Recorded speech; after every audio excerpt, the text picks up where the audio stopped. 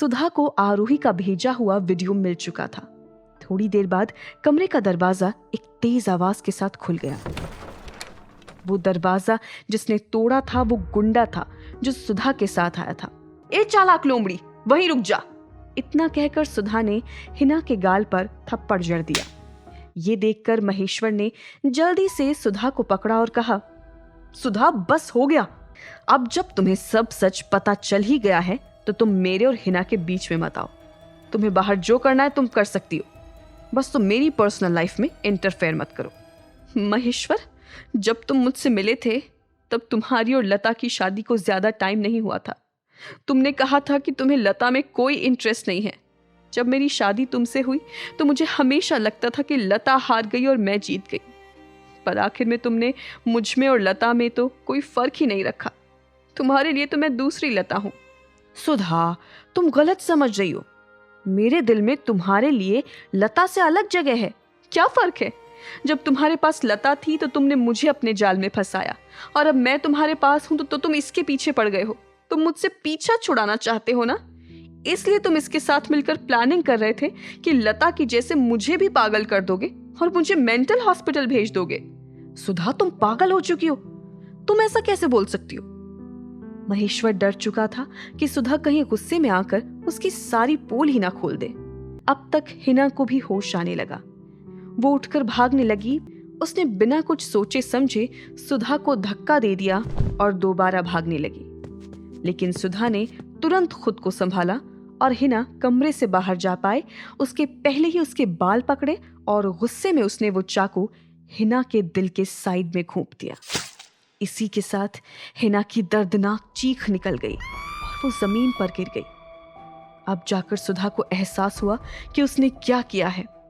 वैसे तो आरोही बाहर नहीं निकलना चाहती थी, पर एक डॉक्टर होने के नाते वो किसी को मरता हुआ भी नहीं छोड़ सकती थी। इसलिए उसने जैसे ही देखा कि हिना की हालत ठीक नहीं है, वो पर्दे के पीछे से बाहर आ गई। वो झुकी और उसने हिना की कलाई अपने हाथ में लेकर उसकी पल्स चेक की तो उसकी पल्स नहीं चल रही थी। ये देखकर उसने पछतावे भरे लहजे में कहा, चिल्लाना बंद करो, वो अब दोबारा कभी नहीं उठेगी।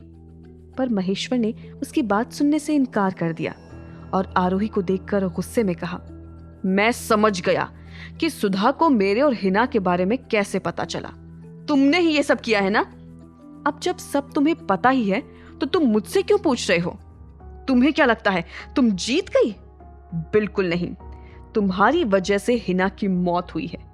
मैं तुमसे इस चीज का बदला लेकर रहूंगा। पर आरोही ने महेश्वर को देखा भी नहीं और वहां से निकलने लगी। महेश्वर ने कड़वाहट भरे अंदाज में कहा, भले ही मैंने तुम्हें कैसे भी ट्रीट किया हो, पर हमने तुम्हें 14 सालों तक पाला है और मैं तुम्हारा सगा बाप भी हूं। तुम मेरे साथ ऐसा कैसे कर सकती हो?